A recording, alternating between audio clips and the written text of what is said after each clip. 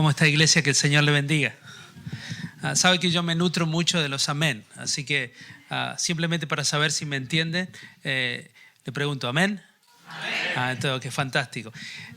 Gracias, número uno, gracias por el privilegio de poder hablar a su vida de la palabra del Señor. Es un honor para mí. Yo le pedí a los líderes de la iglesia que me den el privilegio de estar delante de la gente más inteligente, más linda, más ungida de toda la ciudad de Santiago, de Chile, y han cumplido mi única petición.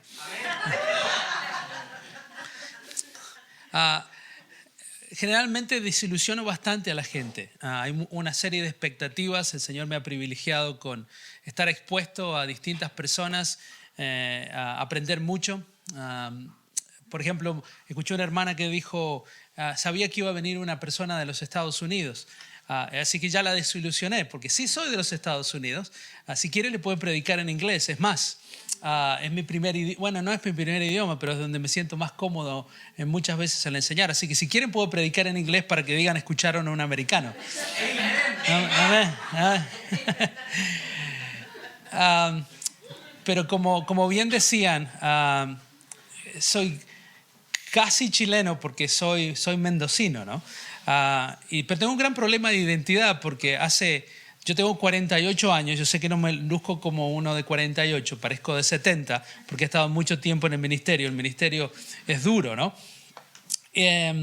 Pero he pasado la mitad de mi vida en los Estados Unidos, así que ya ni sé quién soy. A veces ya se dice que nunca aprendí inglés y ya me estoy olvidando el español, así que estoy en un gran problema. Pero para mí es un privilegio poder estar con ustedes en este día y compartir la palabra del Señor. Como bien lo decía, soy un pastor activo. Hemos plantado con mi esposa como 7 iglesias en Perú, en Guatemala, en distintos lugares. En los últimos 10 años el Señor nos ha permitido plantar una serie de iglesias en el estado de la Florida. ¿Cuántos de ustedes conocen la Florida? Y no estoy hablando de la Florida que acabo de pasar, ¿no? Sino en los Estados Unidos el Señor nos ha permitido hacerlo y Dios ha sido bueno. Pero una de las cosas más divertidas para mí del ministerio ha sido poder viajar con distintas organizaciones para las cuales trabajo, ¿no? Y una de ellas es Exponential. Y Exponential tiene el deseo de ayudar a las iglesias a poder cumplir la misión que el Señor le ha dado a cada una de ellas. En los últimos meses en los Estados Unidos nos ha tocado, a mí en particular, visitar 10 distintas ciudades en solamente 3 meses. Y yo agradezco en realidad a mi esposa que me permite viajar y siempre darme permiso para ir.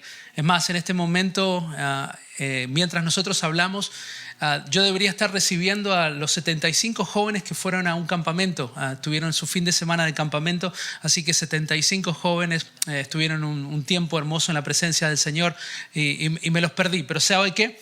Vale la pena porque estoy en el mejor lugar y en el único lugar donde me gustaría estar en este momento, en Santiago de Chile, enfrente de todos ustedes.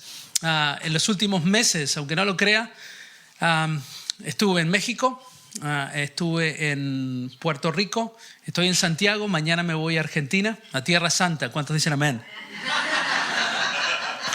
En Argentina, con mi esposa, tenemos un orfanato que se llama Quinta Betel. Todos ustedes están bienvenidos.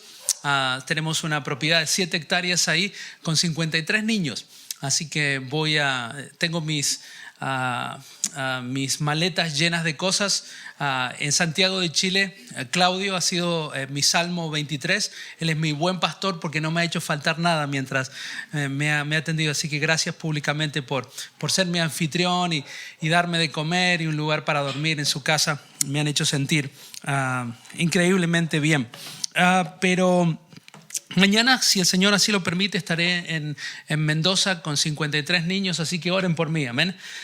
Y luego de eso, mi esposa creo que me va a tener una semana, me saca el pasaporte, pero después me deja ir a Chicago. Y lo que estoy tratando de decir es que he tenido el privilegio de poder conocer lo que el Señor está haciendo alrededor del mundo. Jamás había pensado que un hijo de una madre soltera que nació aquí en Mendoza tuviese la posibilidad de viajar y conocer gente maravillosa y ver lo que el Señor está haciendo alrededor del mundo. Así que gracias por ese privilegio. ¿Qué le parece si oramos y nos metemos en la palabra del Señor? Amén. Padre, en el nombre de Jesús, Señor. Señor, no lo puedo decir aún más. Señor, gracias por el privilegio de hablar tu palabra, Señor. Padre, yo te pido que, como decían los chicos, Señor, que unjas mis labios, Señor, que cuides lo que digo, Señor, que podamos abrir nuestro corazón a lo que tu santa palabra tiene para decirnos, Señor. Anímanos, instrúyenos, desafíanos en esta mañana. En el nombre de Jesús oramos. Amén. Amén. ¿Sabe que hemos estado hablando en esta iniciativa que se llama Chispa con distintos pastores y hablando del nivel de efectividad que tenemos como iglesia y que tenemos una misión que cumplir? Hemos sido puestos en este lugar para cumplir una misión. ¿Cuántos de ustedes? No les pido que levanten su mano porque ya parece hasta bautistas, ¿no? Pero si el Señor los mueve a levantar su mano o a decir un amén, yo estoy bien con eso, amén. ¿Cuántos de ustedes saben que el Señor nos ha llamado a cumplir una misión? Amén, amén. Creo que el Señor los ha puesto estratégicamente en este lugar, en este tiempo, en este vecindario, porque tenemos una misión y nuestra misión siempre es de alcanzar. Y generalmente discutimos con los distintos líderes de distintas denominaciones, de distintos grupos, en distintos países, en distintos idiomas, tal vez cuál es la manera más efectiva de alcanzar. Y muchos líderes denominacionales hablan y siempre me hablan de los... y yo ya estoy transformándome en una persona que ya tiene su edad, ¿no? Todavía soy joven, amén, tengo 48 años. Pero siempre tendemos a pensar en los tiempos pasados que fueron mejores. ¿Algunos de ustedes?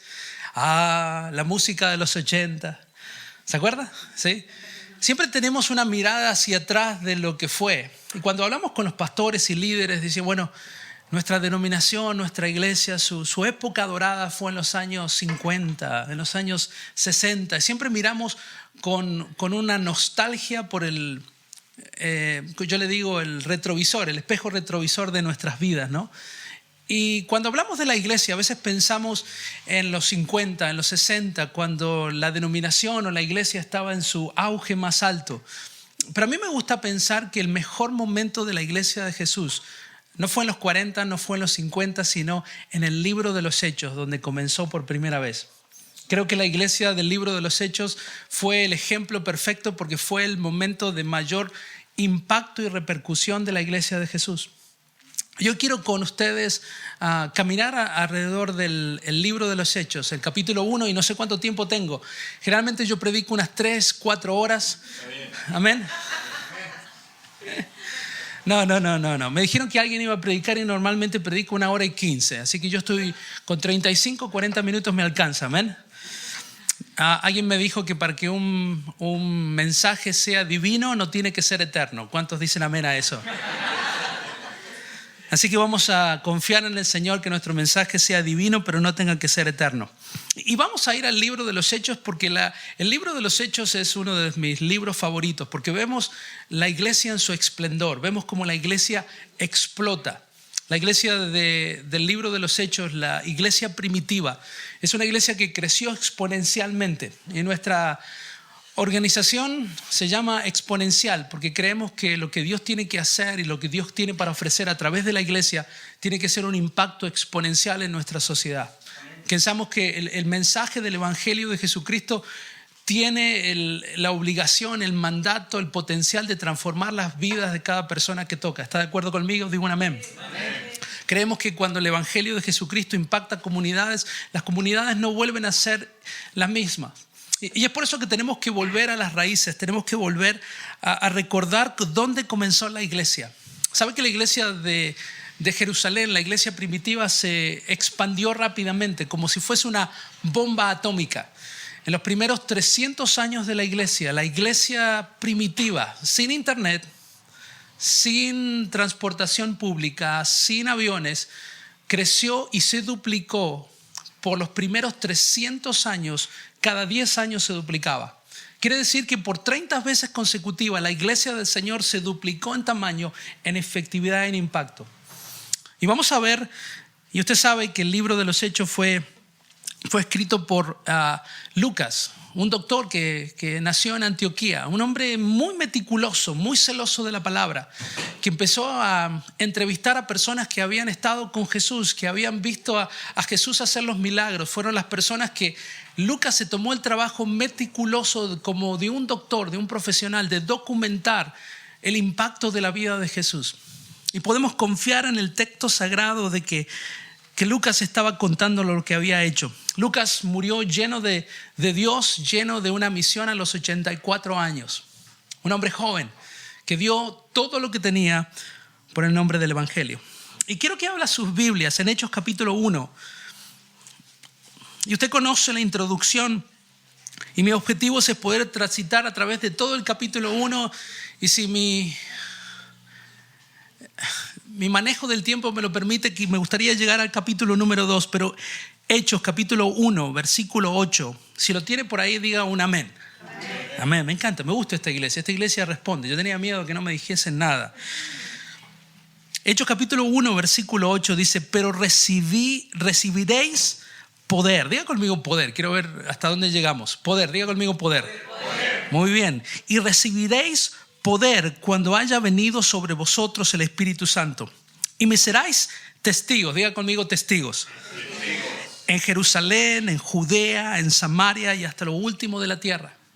¿Sabe que ese versículo es el epicentro de la iglesia del Señor?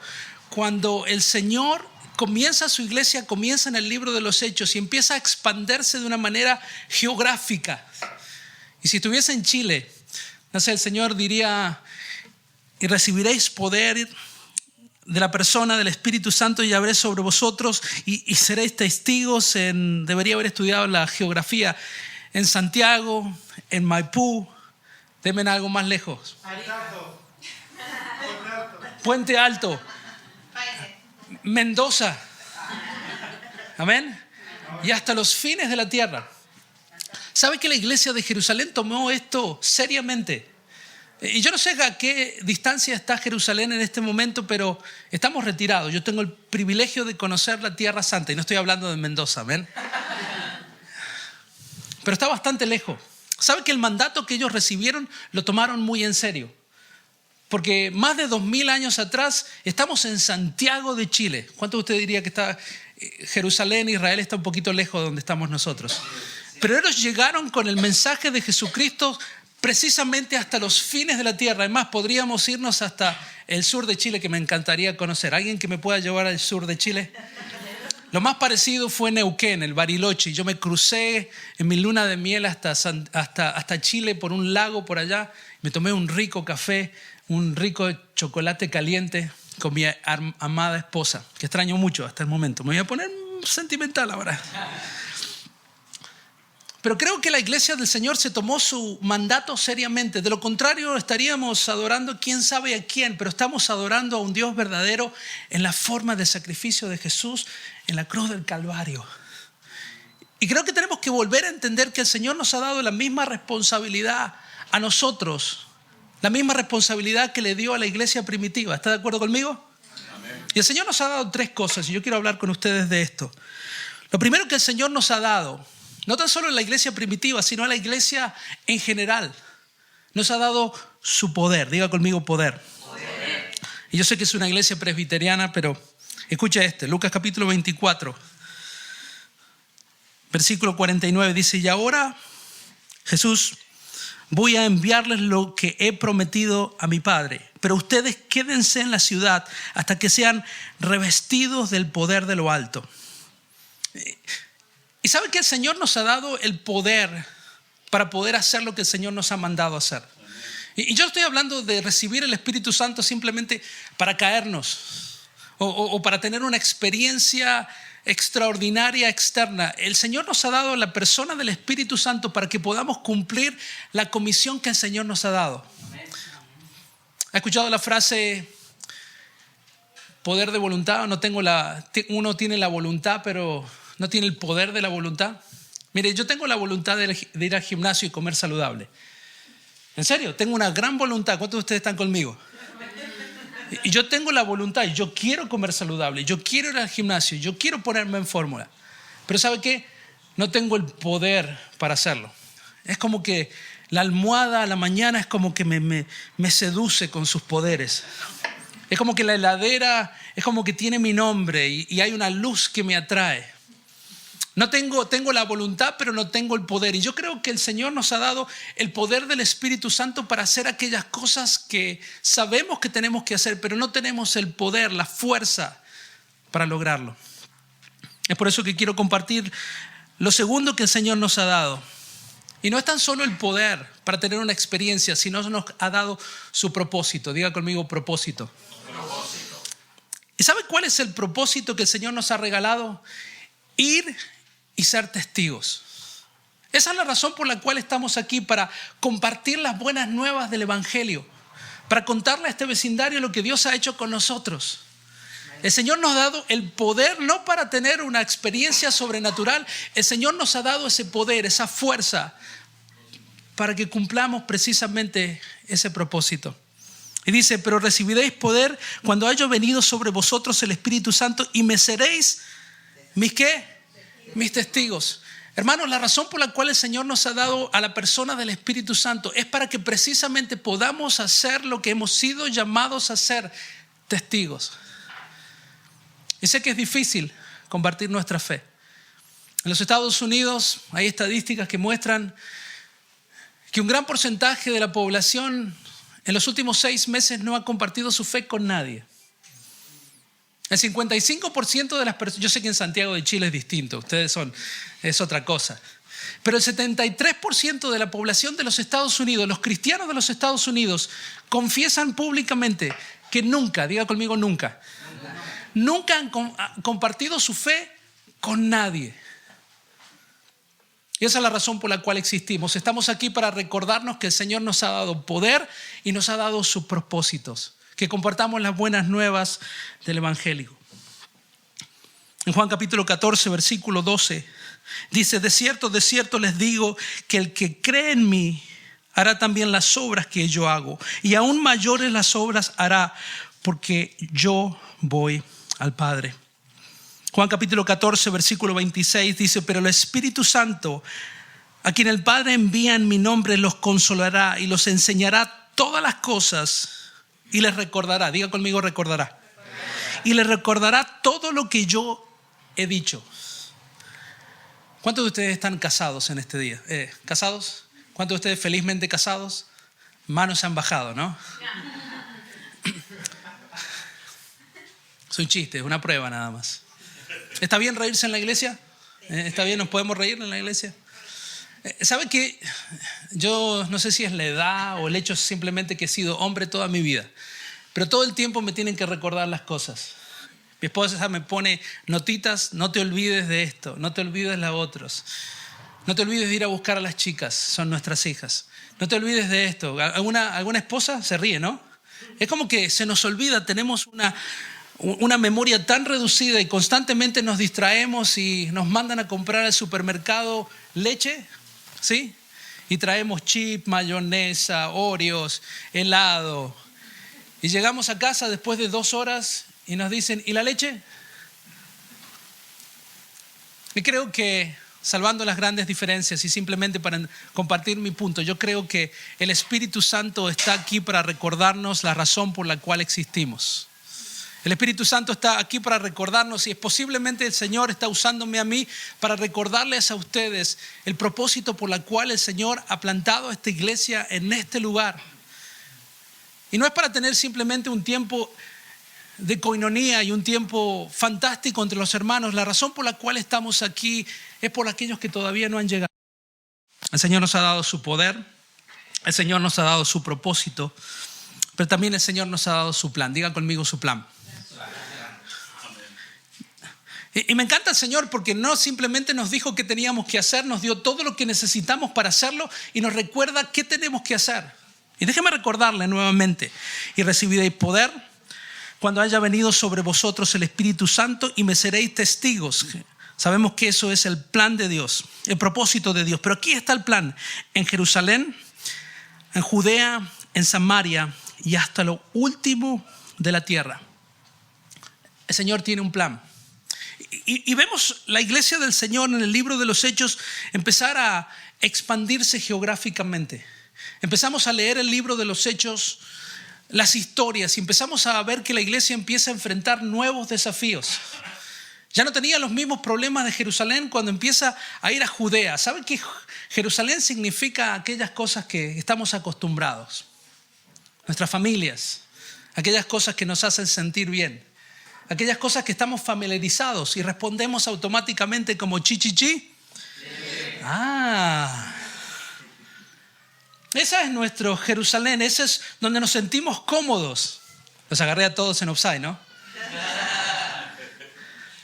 Pero el Señor tiene un plan y no tan solo quiere que nos quedemos en lo familiar, en lo conocido, en lo que nos hace sentir bien, sino que quiere que vayamos a esos lugares donde la gente es distinta, donde la gente es rara, que no piensa como nosotros, que no se visten como nosotros, que no come lo que nosotros comemos, que no piensa todavía como nosotros pensamos, ni siquiera cree lo mismo que nosotros creemos.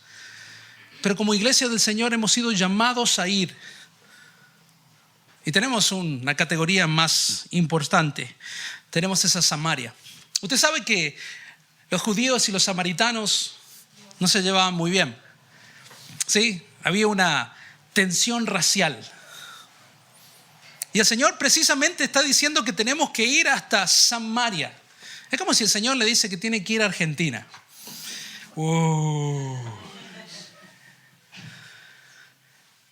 Imagínese los argentinos. ¿Sabe que los argentinos nos creemos que somos la última Coca-Cola del desierto? ¿Quiere hacerse rico? Compre un argentino por lo que vale, véndalo por lo que piensa que vale. ¿Y sabe que aquí podría estar todo el día? Pero son precisamente ese grupo de personas que son tan distintos de nosotros que haya incluso una tensión racial. Pero el Evangelio de Jesucristo en Hechos capítulo 1, versículo 8 empieza a romper barreras geográficas. Romper barreras sociales. Romper barreras generacionales. Romper barreras raciales. Mi hermano, eso es lo que hace el Evangelio de Jesucristo. Hemos sido llamados a ir. No hemos sido llamados a sentarnos y a esperar. Hemos sido llamados a ir, y creo que existimos como organización para recordarle que tenemos una misión. Y la misión no es que la gente venga, es que la iglesia se movilice y empiece a romper esas barreras. Y empezamos a ver en el libro de los Hechos cómo la iglesia empieza a tomar forma producto de la obediencia. Y posiblemente que empezaron a salir no porque querían. ¿Saben qué? La iglesia de Jerusalén quería quedarse en Jerusalén. Estaban muertos de miedo. Y empezó una persecución y Dios empezó a mover a la iglesia del Señor a lugares donde no quería ir. Porque tenemos un mensaje que todos necesitan escuchar.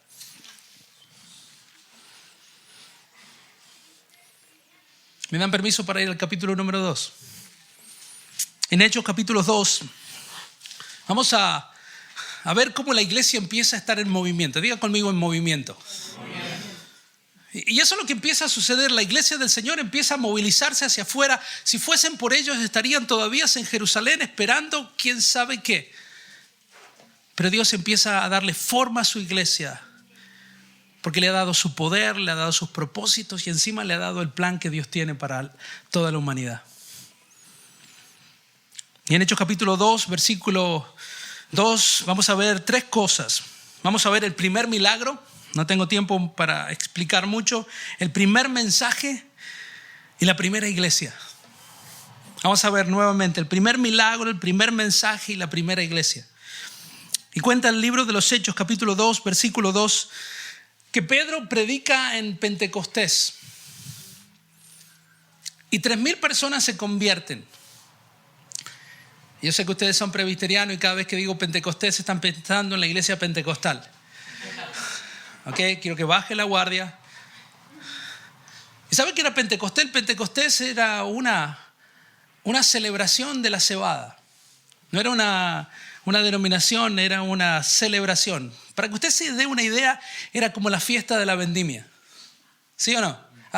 No, en Mendoza celebra la fiesta de la vendimia, de las cosechas de la uva, y en Chile también, no sé cómo se llama. ¿También? Igual. La pregunta es ¿quién se le ocurrió primero, no?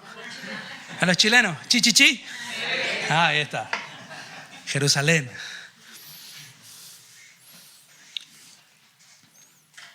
Y en Hechos capítulo 2, versículo 2 dice, cuando llegó el día de Pentecostés, el día de la cosecha, ¿sí? Era la cosecha de la cebada. Era la cosecha donde separaban lo que era la cebada y lo que era la cizaña. Y el pueblo de Dios se había reunido para celebrar un momento tan importante como esa cosecha. Era una celebración pagana, una celebración cultural como nuestra fiesta de la vendimia. Y dice, cuando llegó el día de Pentecostés, estamos hablando de la iglesia del Señor. Dice, todos ellos estaban juntos. Diga conmigo, juntos. ¿Sabe que uno de los deseos del Señor, una de las únicas oraciones que el Señor ha hecho, nosotros tenemos la posibilidad de contestar una de las oraciones del Señor? ¿Cuántos de ustedes le hacen pedidos al Señor? ¿Amén? Sí, es más, en un momento de la liturgia del servicio empezamos nuestra gratitud y gloria a Dios por lo que ha hecho, pero también tenemos necesidades. Señor, mándale una novia a este jovencito, Señor. Aleluya. Tenemos necesidades. Pero Jesús es el único lugar que yo recuerdo donde Jesús está orando y está pidiendo al Padre por algo. ¿Y sabe qué está orando? Juan 17 lo puede leer. Señor, que sean uno. Creo que una de las demostraciones más grandes que podemos demostrarle al mundo de que la iglesia de Jesús sigue vigente y tiene el poder es cuando encuentra unidad. Y yo creo que podemos encontrar unidad aún en la diversidad. Yo creo que iglesias que tal vez no compartimos necesariamente las mismas bases doctrinales, pero podemos encontrar unidad en la diversidad. Mire, me salgo del script. En los Estados Unidos, nuestra iglesia es una iglesia multicultural, multigeneracional y que se reúne en múltiples localidades, solamente para hacer las cosas más complejas. Y tenemos gente de 21 nacionalidades distintas.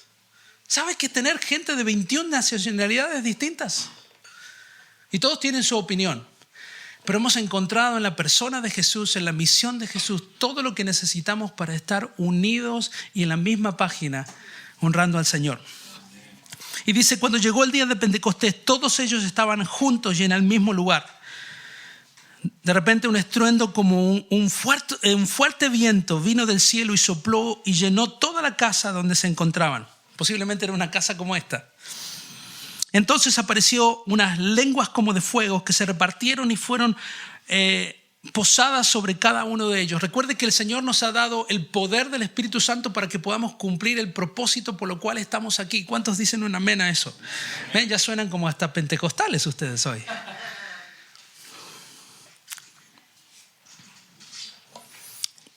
Y creo que todos aquellos que queremos que nuestras iglesias sean saludables y crezcan y podamos cumplir la misión, tenemos que estudiar el primer mensaje.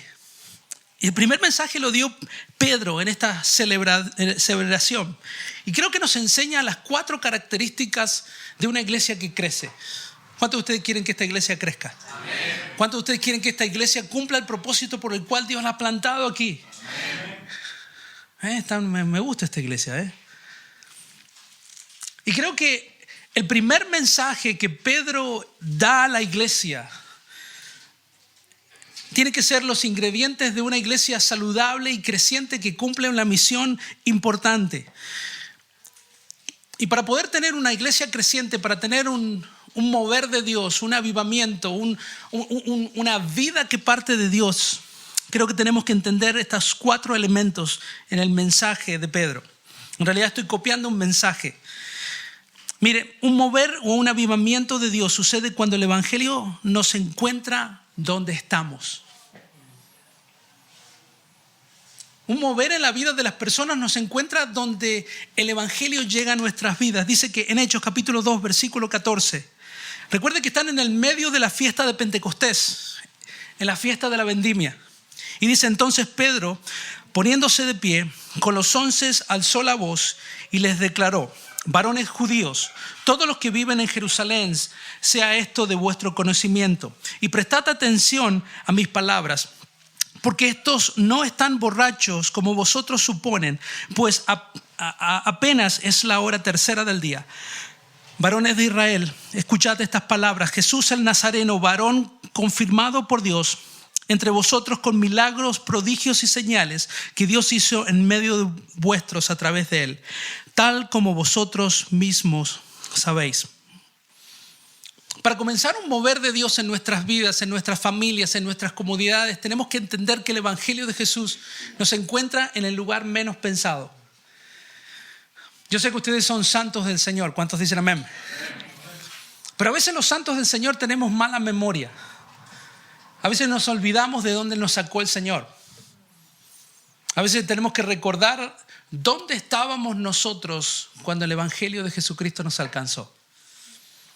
Posiblemente usted es santo como mi esposa. Mi esposa sí que es santa. Yo no fui muy santo. ¿Ok? Yo digo que soy un pecador en recuperación. Es una postura que yo tengo entendiendo que la gracia del Señor me ha salvado, pero que he sido salvado por la gracia del Señor. Mi esposa viene de 4 generaciones de cristianos, de plantadores de iglesia. Mi esposa sí que es santa. Es más, si usted la conoce, usted podría llegar a la errónea conclusión: esta mujer no necesita de Jesús. Todos necesitamos de Jesús, es un chiste, amén. Pero si usted me hubiese conocido antes, voy a decir, no, este sí que necesita de Jesús. ¿Me entiende de dónde vengo, no? Pero tiene que recordar de dónde nos sacó el Señor. ¿Se acuerda? ¿Se acuerda cuando escuchó el Evangelio por primera vez? Cuando tomó el mensaje del Evangelio por primera vez seriamente. Posiblemente no estaba en su mejor momento espiritual. ¿Está de acuerdo conmigo? Posiblemente estaba en la peor crisis de su vida. Tal vez estaba en el medio del hospital. Tal vez estaba en bancarrota moral, económica o relacional. Y el Evangelio de Jesucristo lo encontró en el momento más inapropiado, más inoportuno técnicamente. Pero a veces perdemos la memoria. ¿Sabe que para comenzar un movimiento en nuestras ciudades tenemos que llevar el Evangelio de Jesucristo a los lugares más inesperados? Porque un mover de Dios es cuando las personas que más necesitan el Evangelio, en el momento más crítico de su vida, necesitan escuchar de Jesús. Lo segundo que sucede cuando comienza un mover de Dios en nuestras vidas, en nuestras iglesias, en nuestras comunidades, no tan solo que tenemos que entender que el Evangelio de Jesucristo nos encuentra en el peor de los momentos, en el peor de los lugares, sino que tendremos que entender que el Evangelio de Jesucristo nos confronta. ¿Cuántos de ustedes han sido confrontados por la palabra del Señor?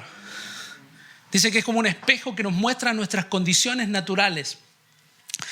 Y es por eso que Pedro, este hombre que estaba atemorizado por los soldados romanos, porque hace solamente 60 días habían crucificado a Jesús, y se está dirigiendo a 5,000 personas, y es muy probable que dentro de esas 5,000 personas, muchos de ellos habían sido los que habían acusado falsamente a Jesús. Y hace muy poco estaban aterrorizados en una casa como esta, sin saber qué iba a suceder. Pero porque entendieron que el poder de Dios, los planes de Dios y el propósito de Dios los sacó y eliminó su miedo, entendieron que cuando Dios nos confronta con la verdad. En Hechos capítulo 2, versículo 23, dice: a Pedro, este hombre que estaba atemorizado, estaba hablándole, acusando a las personas, diciéndole a entregado por el plan predeterminado y el previo conocimiento de Dios, clavasteis en una cruz.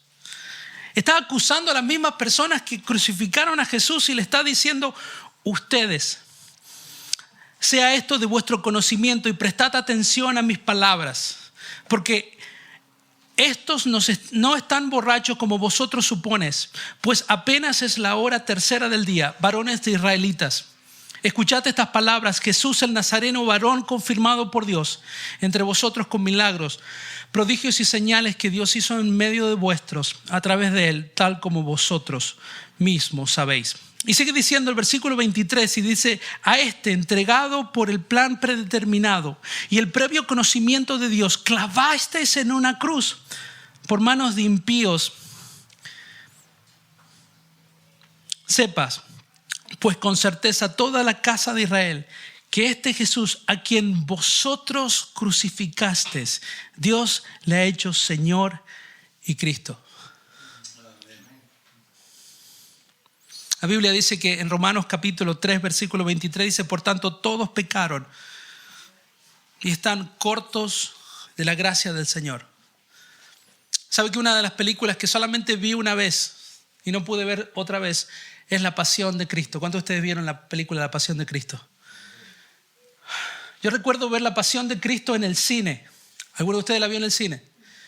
Yo recuerdo en el medio de los momentos más tensos de la crucifixión de Jesús, ver a las personas en lágrimas salir del cine porque no podían soportar el dolor de la crudeza de la crucifixión de Jesús. Yo estoy convencido interiormente que Jesús podría haber venido en cualquier momento. ¿Está de acuerdo conmigo? En cualquier momento de la historia, pero Jesús decidió venir justo antes que el ejército romano perfeccionara la crucifixión. Creo que Jesús estaba esperando que la demostración del sufrimiento de nuestro Señor Jesucristo sea tan cruda para demostrar el nivel de amor que Dios tiene por nosotros. Podría haber venido en estos tiempos que a un criminal lo hubiesen tal vez dado una inyección letal. O si somos muy crueles, tal vez lo hubiesen llevado a la silla eléctrica. Pero Jesús decidió venir en un tiempo donde tenía que demostrar por nosotros cuánto amor tenía. Y me encanta Mel Gibson porque Mel Gibson en el medio de la historia de la crucifixión nos ayuda a escapar. No sé si se acuerda. En el momento más crudo donde uno quiere cerrar los ojos, empezamos a ver imágenes tal vez del recuerdo de Jesús con un momento más grato que su propia crucifixión. Y vemos a Jesús con su mamá o con sus hermanos o haciendo algo mucho más divertido y escapando. Pero hay una escena donde la gente tal vez no conoce, pero Mel Gibson, en el momento de la crucifixión de Jesús, cuando están poniéndole los clavos en sus manos, se sabe que el mismo director puso sus manos, no podemos ver su rostro, pero fue Mel Gibson, el director de la película, que utilizó sus manos para mostrar en la película el momento justo donde Jesús era traspasado con clavos las palmas de sus manos. Y lo hizo por una razón: para recordar que nosotros también crucificamos a Jesús. Que nosotros también somos malos, que la razón por la cual Jesús está ahí es por nuestra culpa. Y yo sé que generalmente me gusta ir a las iglesias a decirle todo lo fantástico que somos, pero tenemos que recordar que somos pecadores, salvados por la gracia de Jesús. La Biblia dice que no hay nada bueno en nosotros. Y yo no lo digo. Soy argentino, imagínense, los argentinos pensamos que somos lo mejor de lo mejor de lo mejor. Pero la Biblia dice que no hay nada bueno en nosotros, salvo la gracia y la misericordia que Dios derramó por nosotros. Si tiene alguien dormido a su lado, dígale: despiértate. La penúltima reacción de este mensaje, que creo que hizo que la iglesia explotara, que pasara de 120 a 3,000 personas, y un movimiento de Dios nos dice que cuando se nos da una esperanza en Jesús, no tan solo que el evangelio de Jesucristo nos encuentra en el peor de nuestros momentos. ¿Cuántos dicen amén? Es el momento crítico que entendemos que somos pecadores, que necesitamos un Salvador. El evangelio de Jesús viene a nosotros en el peor y el mejor de los momentos. El evangelio de Jesús nos confronta. Pero no tan solo nos queda en la confrontación, sino que el evangelio de Jesús nos da esperanza en Jesús. Porque si bien Pedro fue muy duro acusándolos que somos culpables, todos nosotros, de la crucifixión de Jesús, en Hechos capítulo 2, versículo 29, Pedro habla nuevamente de Jesús y dice: hermanos del patriarca David, os puedo decir confiadamente que murió y fue sepultado, y su sepulcro está entre vosotros hasta el día de hoy. Pero siendo profeta y sabiendo que Dios, está hablando de David, le había jurado sentar a uno de sus descendientes en su trono, miró hacia el futuro y, hablando de la resurrección de Cristo, que no fue abandonado en el Hades, ni su carne sufrió corrupción, a este Jesús resucitó Dios, del cual todos nosotros somos testigos. Sabe que el evangelio, es cierto, nos confronta por nuestros pecados y transgresiones, pero también el evangelio de manera simultánea nos da gracia y perdón a través del sacrificio de Cristo en la cruz. Y muchas veces como iglesia simplemente confrontamos a las personas con el evangelio, pero nos olvidamos de decirle que Dios ha pagado sus pecados y que hay gracia para un corazón arrepentido. Y por último, y posiblemente lo más importante y relevante para la iglesia del Señor, porque yo sé que le estoy predicando al coro, como se dice aquí. Ninguna de estas cosas son posiblemente nuevas para ustedes. Pero creo que lo más relevante de todo el mensaje para este tiempo de la iglesia es escuchar lo siguiente. Para tener un movimiento de Dios, para tener un avivamiento en nuestras iglesias, no tan solo que tenemos que entender que el evangelio va a impactar a las personas en el peor de sus momentos, que el evangelio de Jesucristo va a confrontarlos, pero sin duda alguna le va a dar una esperanza. Cuando el evangelio de Jesús llega a las vidas de las personas, demanda una respuesta de cada uno de nosotros. Y después que Pedro le predicó con una valentía desconocida, porque hace 60 días estaba escondido en su casa y ahora, lleno del Espíritu Santo, está predicando con una valentía desconocida. Mire lo que pasó. En Hechos capítulo 2, versículo 37, dice: al oír esto, mire la gente cómo reaccionó a la verdad del evangelio. Al oír esto, compungidos de corazón, dijeron a Pedro, a los demás apóstoles: hermanos, ¿qué haremos? Y Pedro les dijo: arrepiéntanse, sean bautizados cada uno de vosotros en el nombre de Jesucristo para perdón de vuestros pecados, y recibirán el don del Espíritu Santo, porque la promesa es para vosotros y para vuestros hijos y para todos los que están lejos, para tantos como el Señor nuestro Dios llame. Y con muchas otras palabras testificaban solemnemente y les exhortaba diciendo: sed salvos de esta perversa generación. Y creo que a lo largo de todos los estados que viajamos todo el tiempo, de todos los países que el Señor nos permite conocer, creo que la única respuesta lógica a la verdad del evangelio de Jesucristo es el arrepentimiento. Este hombre dijo: ¿qué haremos? ¿Qué tenemos que hacer? Somos culpables. Pero lamentablemente en las iglesias tenemos tantas personas que escuchan la verdad de la palabra de Dios y no hacen lo que este hombre hizo, sino que se acostumbraron y no reaccionaron al evangelio de Jesús. Al cambio que la palabra del Señor nos está demandando que hagamos. ¿Y sabe qué sucede? Cuando el corazón y la persona está abierta y reconoce que somos pecadores y que necesitamos de un Salvador y que tenemos que tomar decisiones que requieren un cambio en nuestras vidas, Dios se mueve. Pero cuando escuchamos solamente el evangelio y cruzamos nuestras manos y cerramos nuestros corazones y decidimos no responder, nuestro corazón se endurece. Y yo me pregunto a mí mismo: ¿cuántas palabras yo habré escuchado? Y que Dios me está moviendo a hacer, a decir, a ir, a comprometerme, a cambiar, y decido no. Y posiblemente usted está escuchando este mensaje de casi un chileno, argentino, y está diciendo: Señor, hay algo en mi vida que tengo que cambiar, y posiblemente usted lo sepa. Yo no lo sé. Pero tenemos dos elecciones cada vez que escuchamos el evangelio. Podemos decir como este hombre: somos culpables, ¿qué tenemos que hacer?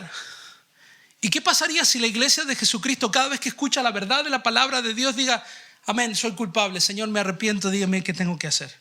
Amén.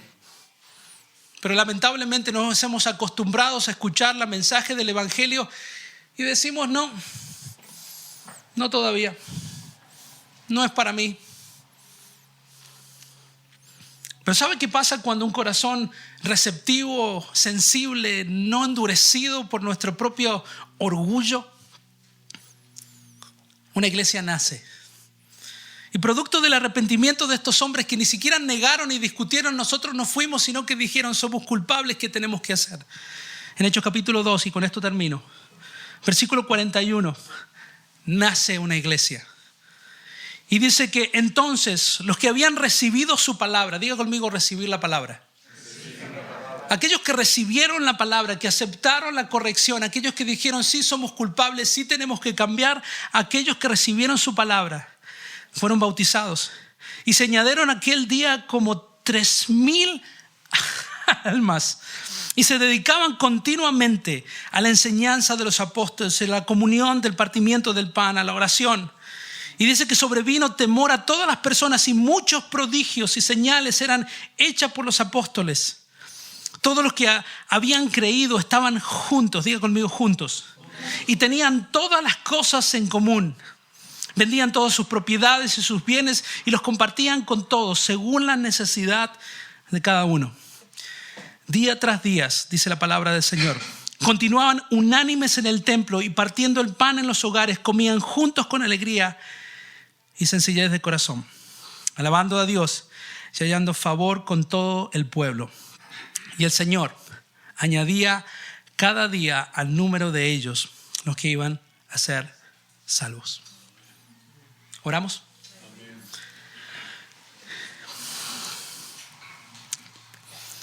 Padre, en el nombre de Jesús, Señor, vemos el nacimiento de esta iglesia, producto del arrepentimiento de personas pecadoras como nosotros. Señor, vemos ahora personas devotas con una iglesia naciente, pujante. Señor, estaban unidos los unos con los otros. Señor, tenían la enseñanza de los apóstoles. Señor, eran personas felices, generosas, personas que estaban en constante crecimiento espiritual, personas que habían entendido que tenían el poder para cumplir tus planes, el poder para cumplir tus propósitos. Señor, confróntanos en este día con la verdad. Señor, enséñanos a entender que cada vez que predicamos el evangelio, tal vez las personas están en un momento de su vida desordenados, pero Señor, que entendamos que Señor, que cuando el evangelio de Jesucristo nos encuentra donde estamos, Señor, nos confronta con la verdad, pero al mismo tiempo nos ofrece la gracia y la misericordia que tú nos ofreciste. Padre, yo te pido que esta iglesia, Señor, sea una iglesia que pueda recibir con alegría, Señor, las correcciones de tu palabra. Señor, que estén dispuestas a hacer, a ir, a predicar y a cumplir el propósito que tú tienes para ellos. Padre, a través de tu Espíritu Santo, Señor, yo bendigo a cada persona en el cuerpo, en el alma, en la mente.